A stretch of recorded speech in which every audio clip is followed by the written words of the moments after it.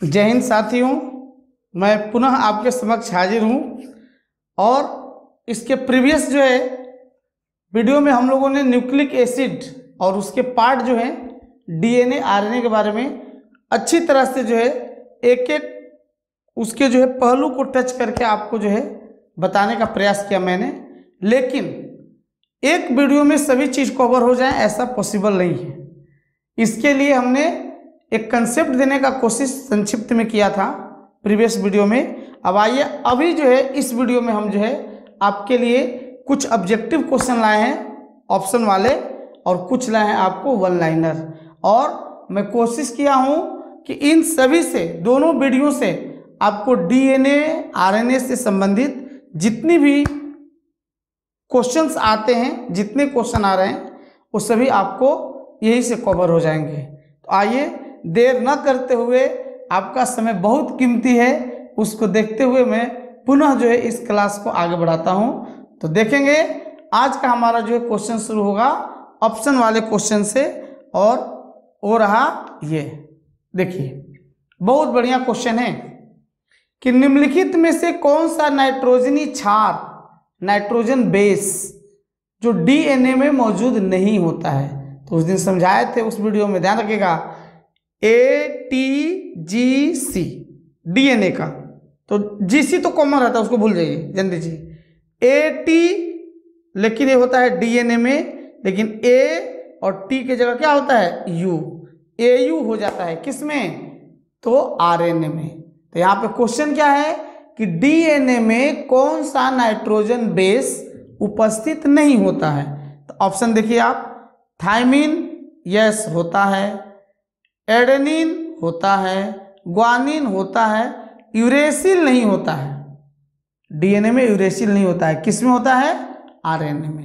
तो यहाँ आंसर रहा आपका डी, यूरेसिल डीएनए में नहीं पाया जाता है। नेक्स्ट, अब क्वेश्चन है सेकंड नंबर देखेंगे, डीएनए के कितने ग्रुप मौजूद है। मतलब डीएनए और आरएनए तो हम लोग पढ़े थे, आरएनए का 3 टाइप भी हमने पढ़ाया था, mRNA, tRNA, rRNA। लेकिन हमने बोला था कि भाई अगले वीडियो में आपको बहुत सारी चीज मिलेंगे। तो देखिएगा डीएनए के भी 3 टाइप्स होते हैं। एक को हम लोग बोलते हैं ADNA, दूसरे को बोलते हैं BDNA और तीसरा होता है ZDNA। तो उतना गहराई तक आपसे नहीं पूछेगा, लेकिन आपसे ये जरूर पूछ सकता है कि डीएनए जो है कितने टाइप के होते हैं। तो डीएनए भी 3 टाइप के हैं, आरएनए भी 3 टाइप के हैं। तो यहाँ आपका आंसर हो जाएगा सी, ऑप्शन सी आपका आंसर। नेक्स्ट आगे बढ़ते हैं, ये देखेंगे एडेनिन और थायमिन के बीच, पुनः आइए माइंड वहां ले चलिए जहां हमने समझाया था। इसीलिए पहले हम कंसेप्ट बताते हैं, इसके बाद ऑब्जेक्टिव पे आते हैं।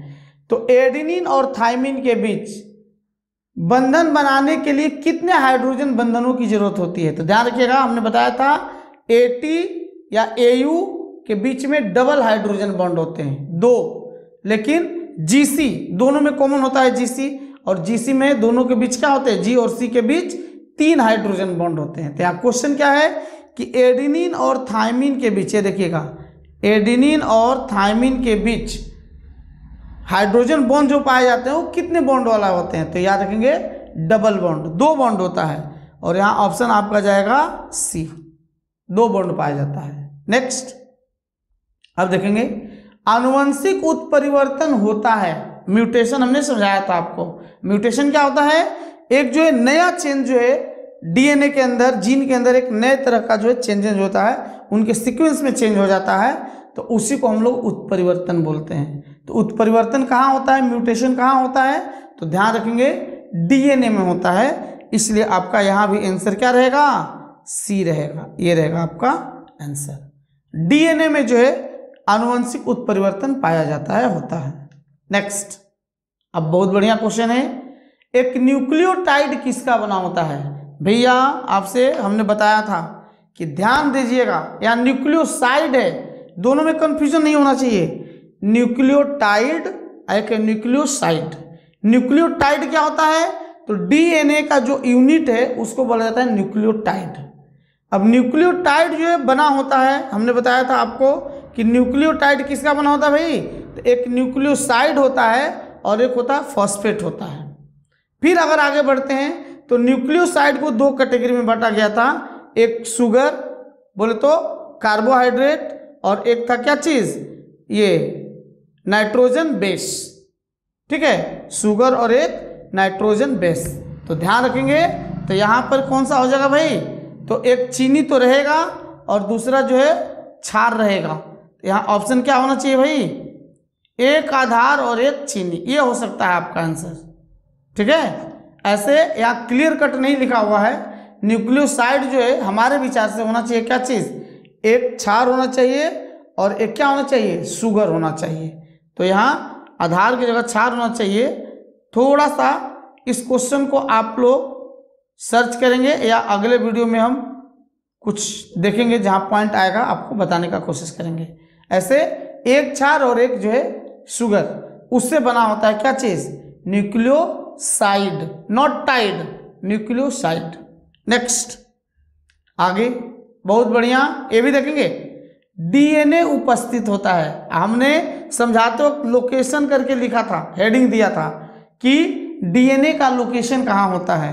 तो हमने बताया था डीएनए कहाँ पाया जाता है, न्यूक्लियस में, केंद्रक में पाया जाता है, माइटोकॉन्ड्रिया में पाया जाता है, और प्लास्टिड्स में, प्लांट में प्लास्टिड्स में बोले तो क्लोरोप्लास्ट या लवक में पाया जाता है। अब आइए अपना ऑप्शन देखिए, और ऑप्शन यहाँ देखने से ये देखिए कौन सा है, सी ऑप्शन यहाँ भी है।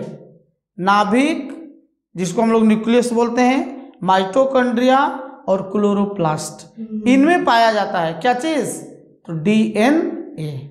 नेक्स्ट देखेंगे, क्रोमैटिन किससे बना हुआ होता है, क्रोमैटिन किसको बोलते हैं, तो ध्यान रखेंगे जहां पे दोनों चेन किसके, डीएनए के दोनों चेन जो मिलते हैं, ये वाला पोर्शन, इसी को हम लोग बोलते हैं क्या चीज, क्रोमैटिन। वो हो गया, चाहे यहाँ पे ऐसे जहाँ पे दोनों मिल रहे हैं उसको बोलते हैं क्रोमैटिन। तो क्रोमैटिन किसका बना होता है भाई, तो याद रखेंगे क्रोमैटिन जो बना होता है तो न्यूक्लिक एसिड और प्रोटीन का बना होता है। यहाँ ऑप्शन आपका हो जाएगा क्या, ए। थोड़ा सा ध्यान से पढ़ना है सब चीज़ों को कि क्रोमैटिन किसका बना होता है भाई, तो न्यूक्लिक एसिड और प्रोटीन का बना होता है। नेक्स्ट ये देखिए बढ़िया क्वेश्चन, डीएनए डबल में, मतलब कि डीएनए का जो डबल हेलिक्स मॉडल होता है उसमें दो स्ट्रैंड किसके द्वारा जुड़े होते हैं, ये ध्यान रखिएगा। ये जो है डीएनए, ये देखिए ये डीएनए के जो है ये ऐसा ऐसा ऐसा, ये एसी एटीजीसी बताया था ना आपको, ओ। तो कह रहा है कि वो किससे बंधे होते हैं, एटीजीसी, एटीजीसी एट जीसी, ऐसे याद रखिएगा। तो एटी और जीसी आपस में किस बंध से जुड़े होते हैं, तो उसको बोलते हैं हाइड्रोजन बंध। तो यहाँ पे आंसर आपका क्या हो जाएगा, बी। नेक्स्ट, डीएनए अणु की मूल दोहराव की इकाइयां हैं, ध्यान रखेंगे, डीएनए अणु की मूल दोहराव की इकाइयां हैं, मतलब जो ये देखिए ये वाला पोर्शन यहाँ बनाए हुए हैं, ये मूल दोहराव बोले तो ये इसकी इकाइयां, इनको हम लोग क्या बोलते हैं भाई, तो याद रखेंगे न्यूक्लियोटाइड। देखिए एक ही क्वेश्चन है, उसको कई तरीके से पूछ रहा है कि डीएनए का जो है यूनिट जो होता है वो क्या होता है, न्यूक्लियोटाइड। उसी चीज को बोल रहा है कि डीएनए अणु की मूल दोहराव की इकाइयां क्या होती हैं, बात वही है, लेकिन इसमें बोल दिया मूल दोहराव की इकाइयां क्या होती हैं। डबल हेलिक्स जो होता है उसकी इकाई क्या है, तो न्यूक्लियोटाइड। आइए 10 नंबर क्वेश्चन की ओर बढ़ रहे हैं। 10 नंबर क्या बोल रहा है, डीएनए के एक मोड़ की लंबाई कितनी होती है। एक मोड़ किसको बोलेंगे, देखिए यहां से ये वाला पोर्शन है ऐसा, यहां से ऐसा, तो इसको हम लोग एंगस्ट्रम में मापते हैं। और एंगस्ट्रम बोले तो ध्यान रखिएगा इसका जो है लेंथ कितना होता है भाई, लगभग जो है 34 जो है एंगस्ट्रम के बराबर होता है। कितना होता है, 34 एंगस्ट्रम। नेक्स्ट 11 क्वेश्चन है, निम्नलिखित में से सबसे बड़ा कौन सा होता है। और ध्यान रखना भैया ये क्वेश्चन जो है खास करके 11 नंबर बहुत जो है वेरी वेरी वेरी इंपॉर्टेंट है। किस लिए? इसलिए इंपॉर्टेंट है कि ये जो है यूपीएससी लेवल में और खास करके ग्रेजुएट लेवल में एसएससी का पसंदीदा क्वेश्चन है। ये सब ये देता है और बच्चे इसमें कंफ्यूज हो जाते हैं। देखिए बहुत सिंपल वे में लिया है और एक बॉल आसान जो है धीरे से छोड़ा और बैट्समैन आउट, वैसा वाला क्वेश्चन है। ध्यान रखिए क्या बोल रहा है कि इनमें से सबसे बड़ा कौन है? तो देखो ना भैया, न्यूक्लियोटाइड। न्यूक्लियोटाइड का पार्ट होता है न्यूक्लियोसाइड, फिर क्या होता है फॉस्फेट, फिर न्यूक्लियोसाइड का जो है पार्ट होता है sugar, nitrogen base, nitrogen base का फिर पार्ट होता है प्यूरिन और पायरिडेमिन, बराबर है। तो इसमें सबसे बड़ा कौन होगा? तो ध्यान रखेंगे न्यूक्लियोटाइड। आपका ऑप्शन रहेगा ए। बहुत बढ़िया क्वेश्चन, इसमें बच्चे कंफ्यूज हो सकते हैं। नेक्स्ट, अब क्वेश्चन है कि डीएनए अणु की चौड़ाई कितनी होती है? ध्यान रखिएगा, ये ऐसा है, ऐसा, तो ये चौड़ाई इसके बारे में पूछ रहा है। ये हमारा हाथ से बना में छोटा बड़ा हो गया है। ये चौड़ाई कितना होता है? मैक्सिमम बीच वाले को पकड़ेंगे तो लगभग ये होता है 20 एंगस्ट्रम के बराबर होता है। कितना होता है? 20 एंगस्ट्रम के बराबर। एक क्या हमने बताया कि जो उनका घुमाव जो है, एक लंबाई उसकी जो है कितनी होती है? 34 एंगस्ट्रम। लेकिन ये दो स्टैंड के बीच की जो लंबाई होती है, चौड़ाई उसको बोलेंगे, वो कितना होता है? 20 एंगस्ट्रम। अब देखेंगे क्वेश्चन नंबर 13 क्या बोल रहा है भाई? डीएनए। कभी कभी बच्चे डीएनए को एनडीए पढ़ देते हैं। वो एनडीए अलग है, नेशनल डिफेंस अकादमी, वो नहीं है। वो भी अपने आप में इंपॉर्टेंट है, ये भी अपने आप में इंपॉर्टेंट है। तो याद रखेंगे डीएनए में शर्करा का प्रकार कौन सा होता है? हमने बताया कि न्यूक्लियोटाइड में न्यूक्लियोसाइड जो होता है वो बना होता है शुगर और नाइट्रोजन बेस का बना होता है। तो जो शुगर होता है वो किस प्रकार का शुगर होता है? ये भी बहुत ही इंपॉर्टेंट क्वेश्चन है और ये बच्चे इसमें भटक सकते हैं। BBI वेरी वेरी इंपॉर्टेंट, ध्यान रखिएगा। तो याद रखेंगे कि डीएनए में जो शर्करा पाई जाती है, शर्करा बोले तो वही कार्बोहाइड्रेट शुगर, वो किस प्रकार की होती है? तो याद रखेंगे वो होता है पेंटोज, पेंटोज शुगर होता है। आइए अब हमने एक छोटा और प्रयास किया कि 4 ऑप्शन रहते हैं, उसमें बच्चे तो करते ही हैं, लेकिन हमारा एक बीच सुझाव ये रहता है कि हम डायरेक्ट जो है मछली के आंख पे ही तीर क्यों न मारें, मीन्स सीधे उसका आंसर तक हमारे दिमाग में बैठ जाना चाहिए कि ऐसा क्वेश्चन उसका यही आंसर होगा। तो वैसा ही हमने प्रयास किया है और लगभग हर वीडियो में मैं कोशिश करता हूँ कि कुछ 1 लाइनर दें ताकि बच्चे को डायरेक्ट हिट एंड ट्रायल सीधे आंसर पे उनका दिमाग जाना चाहिए। पढ़ने का देखिए अपना अपना अलग अलग तरीका है, पढ़ाने का अलग अलग तरीका है, लेकिन हम कोशिश किए हर तरह से आपको जो है तंदुरुस्त करने का, चुस्त एंड दुरुस्त करने का कोशिश किए हैं। आइए 1 लाइनर फटाफट देख लेते हैं, ध्यान देंगे। अब यहाँ क्वेश्चन है कि डीएनए अणु की संरचना किस प्रकार की होती है? अभी ऊपर हम लोगों ने फिगर दिखा था, घुमावदार सीढ़ी की तरह होती है, और यही देखिए ऑप्शन है आपका, यहाँ पे घुमावदार सीढ़ी की तरह होती है। दूसरा, सेकंड देखेंगे, सेकंड है डीएनए के न्यूक्लियोटाइड किस अणु से जुड़े होते हैं? तो न्यूक्लियोटाइड की बात हो रही है तो नाइट्रोजन बेस से जुड़े होते हैं, ठीक है। तो नाइट्रोजन बेस, और यहाँ न्यूक्लियोटाइड के अणु की बात हो रही है, यहाँ पे नाइट्रोजन बेस की बात नहीं हो, ATGC वो नाइट्रोजन बेस हैं, वो हाइड्रोजन बॉन्ड से जुड़े होते हैं। लेकिन न्यूक्लियोटाइड किससे जुड़े होते हैं भाई? तो याद रखेंगे फॉस्फेट से जुड़े होते हैं। बहुत बढ़िया क्वेश्चन है। अगला नेक्स्ट देखेंगे, ये देखिए, डीएनए की खोज के लिए वाटसन एंड क्रिक, हमने बताया था कि डीएनए का डबल हेलिक्स मॉडल दिया था, किसने? वाटसन एंड क्रिक ने दिया था। और क्वेश्चन है कि वाटसन एंड क्रिक को भी डबल हेलिक्स मॉडल के लिए खोज के लिए दिया गया था नोबेल पुरस्कार, लेकिन कब दिया गया था? तो 1900 ये देखेंगे 62 में, 1962 में, ठीक है। इनको जो है वाटसन एंड क्रिक को जो है डबल हेलिक्स मॉडल की खोज के लिए जो है पुरस्कार, नोबेल पुरस्कार दिया गया था। एक हमने बताया था कि जेनेटिक कोड का खोज किया था किसने, तो हमारे भारतीय मूल के वैज्ञानिक थे डॉक्टर हरगोविंद खुराना, उनको दिया गया था 1968। अब देखेंगे, देखिए हमने बोला था प्रीवियस वीडियो में कि आपको बहुत सारे नए क्वेश्चन मिलेंगे। फिंगरप्रिंट, इसकी खोज किसने किया था, ध्यान रखिएगा। आजकल बहुत सारी चीज़ें फिंगरप्रिंट पे होते हैं। हम लोग को कोई जमीन जायदाद लिखवाना है, वहाँ भी ठप्पा मराया जाता है, ठीक है। कितना भी पढ़े लिखे हैं हम लोग, लेकिन अभी इसका युग नहीं गया है, ठप्पा देना है। जैसे अभी जो है ऑफिसेज वगैरह में बायोमेट्रिक जो है पंच का मतलब करना है, अटेंडेंस लगाना है आपको, तो वहाँ पे आपको अंगुली का वहाँ पे निशान देना पड़ता है, तो आपका अटेंडेंस लग जाता है। तो ध्यान रखेंगे, फिंगरप्रिंट का खोज किया था उस वैज्ञानिक का नाम था क्या भाई, एलेक जे फ्रिस। याद रखेंगे, फिंगरप्रिंट का खोज किसने किया था, एलेक जे फ्रिस, ऐसा याद रखिएगा। नेक्स्ट आइए, और इन साहब का नाम जब भी लेते हैं हम लोग, ये बहुत ही महत्वपूर्ण नहीं बोलेंगे, ये दुनिया के फेमस पर्सनालिटी में से एक हैं, और अक्सर ये क्वेश्चन आता ही आता है कि आनुवंशिकता का जनक किसे कहा जाता है। तो ध्यान रखना भैया, आनुवंशिकता जो है या जेनेटिक्स बोल सकते हैं उसको, या हेरिडेटिक बोल सकते हैं उसको। तो जेनेटिक्स, फादर ऑफ जेनेटिक्स या आनुवंशिकता का जनक किसको कहा जाता है, ग्रेगरी मेंडल को।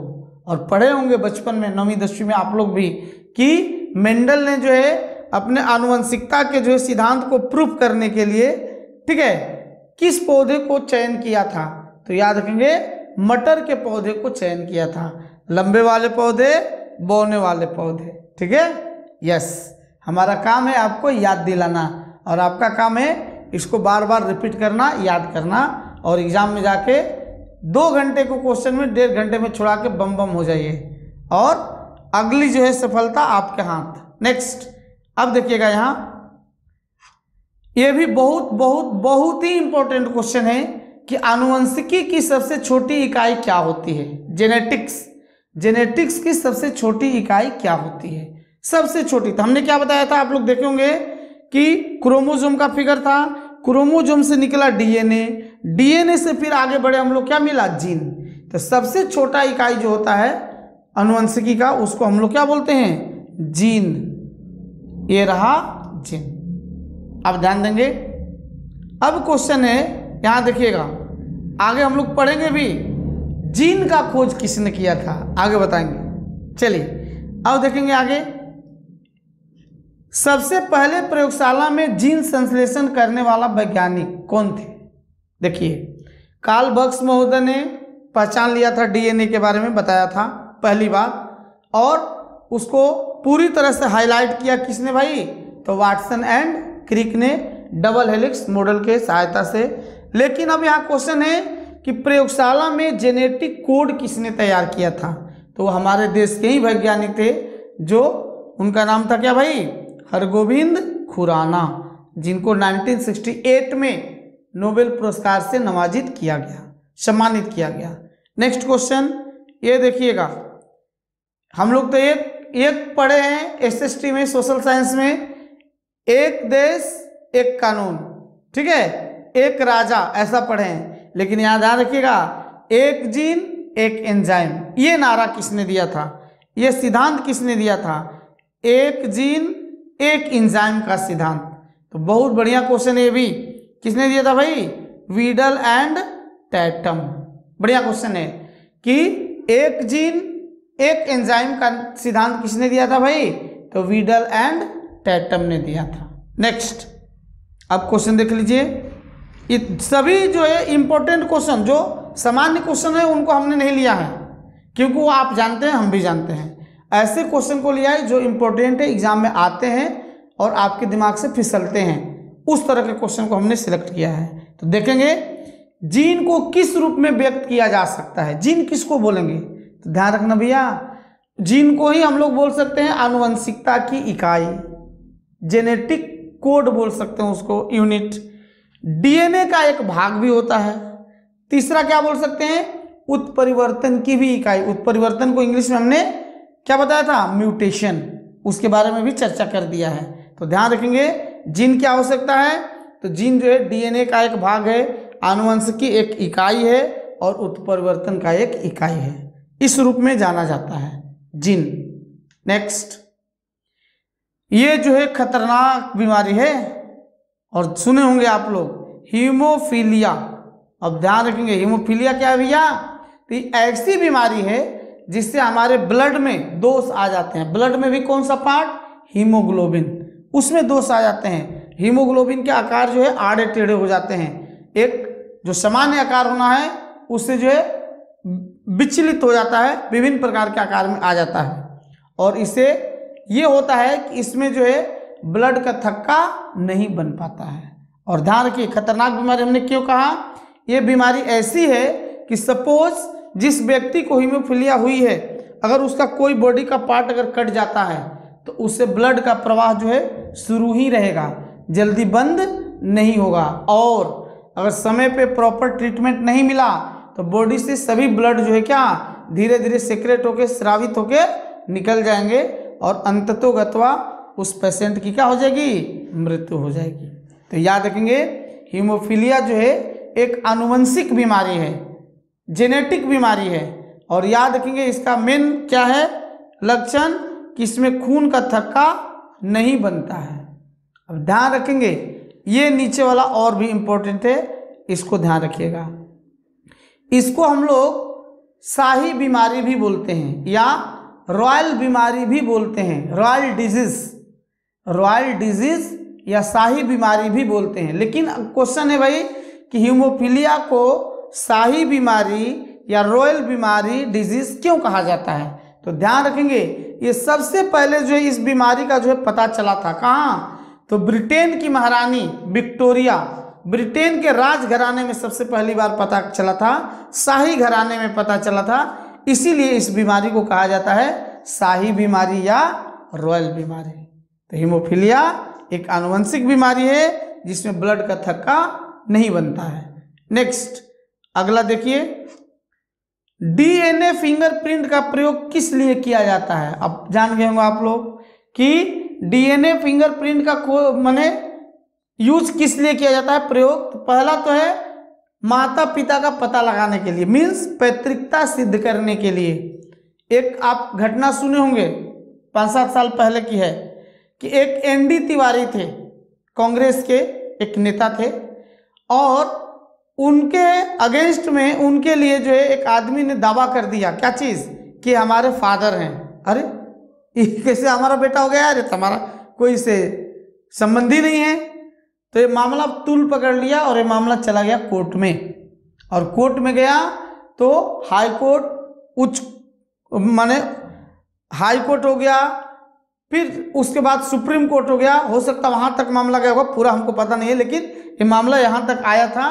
तो फिर उनका जो है डीएनए टेस्ट किया गया, और उसके बाद क्या हुआ, उनके बेटा थे कि नहीं है, वो उनके पिता थे कि नहीं, वो तो जानकारी नहीं है, लेकिन ये घटना आई हुई थी।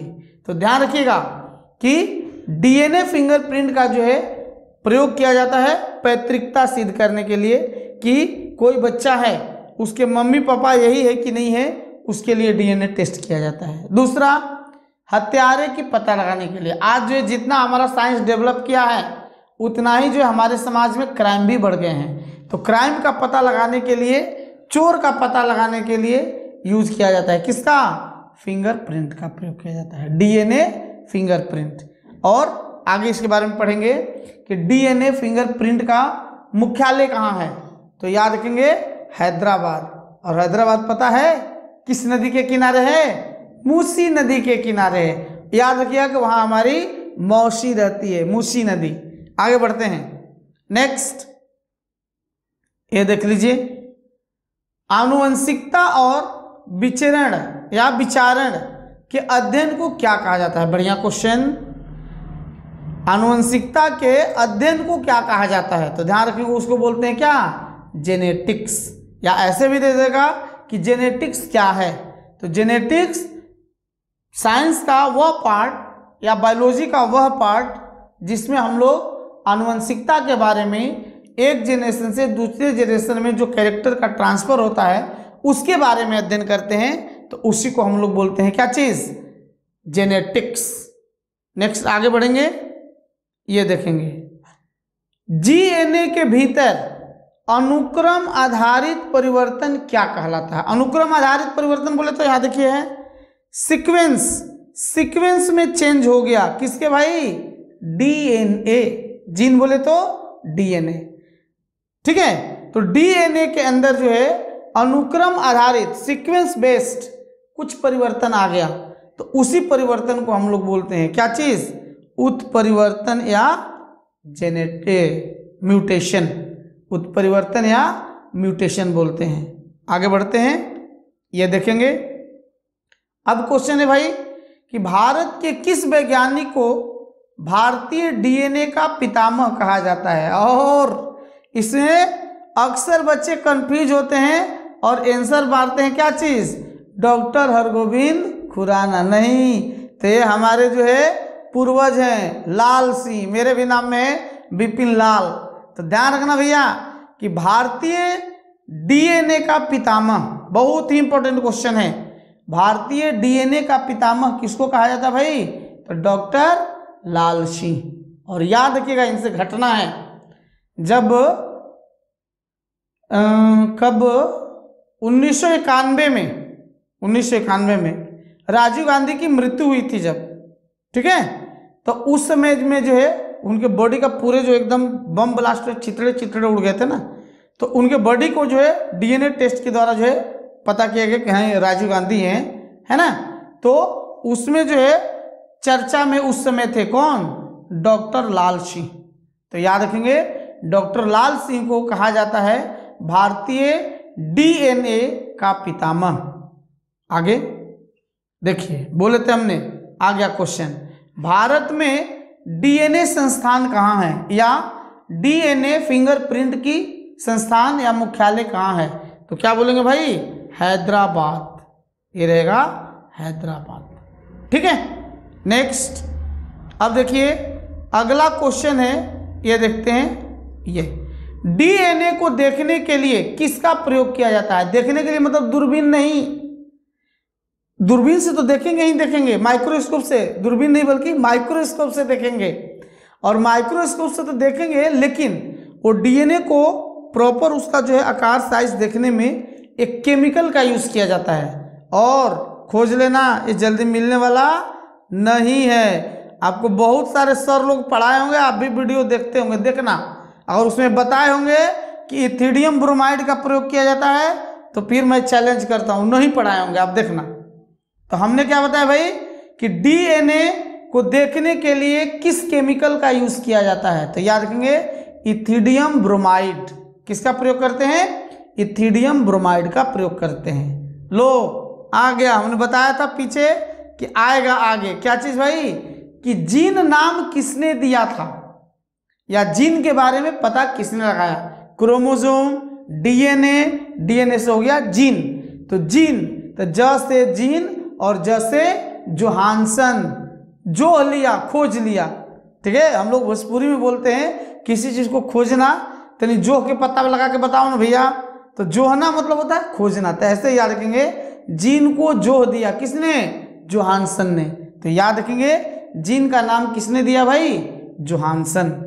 आगे बढ़ते हैं, और शायद ये अगला आपका आखिरी क्वेश्चन रहेगा इस टॉपिक का, डीएनए और आरएनए का। तो ध्यान रखेंगे, माता पिता के गुण उनके संतानों में किसके द्वारा हस्तांतरित होते हैं। मेरा गुण हमारे संतान में जाएगा, हमारे दादा दादी का गुण हमारे अंदर, हमारे पिताजी के अंदर, हमारे नेक्स्ट जनरेशन के अंदर आता जाता है। वो कैसे आता है, तो याद रखेंगे उसके तीनों कारण हो सकते हैं। ऑप्शन जैसा रहेगा वैसा आप टिक करिएगा। पहला क्रोमोसोम, इसलिए कि मेल फीमेल के जब क्रोमोसोम जो है आपस में जो है क्या करते हैं, इंटरेक्ट करते हैं, तब बनता है जाइगोट, और जाइगोट से फिर भ्रूण तैयार होता है, फिर बच्चा तैयार होता है। तो ध्यान रखेंगे कि क्रोमोसोम पहला ऑप्शन, अगर वो ऑप्शन में नहीं है तो डीएनए आंसर मारो, डीएनए भी नहीं है तो जीन, तीनों रहेगा और तीनों आंसर है। तो ध्यान रखेंगे माता पिता के गुण उनके संतानों में किसके द्वारा हस्तांतरित होती है, तो याद रखेंगे क्रोमोसोम या डीएनए या जीन के माध्यम से हस्तांतरित होता है। और यहाँ पे आपका जो है स्लाइड फिनिश हो गया और मैं आशा करता हूँ कि मैंने पूरी तरह से कोशिश किया है मैक्सिमम कंटेंट आपको देने के लिए डीएनए और आरएनए से संबंधित, और यहाँ से आप बहुत सारे चीज़ लेकर जा रहे हैं, ऐसा मैं आशा करता हूँ। इसके साथ मैं इस सेशन को यहीं पे फिनिश करता हूँ। धन्यवाद।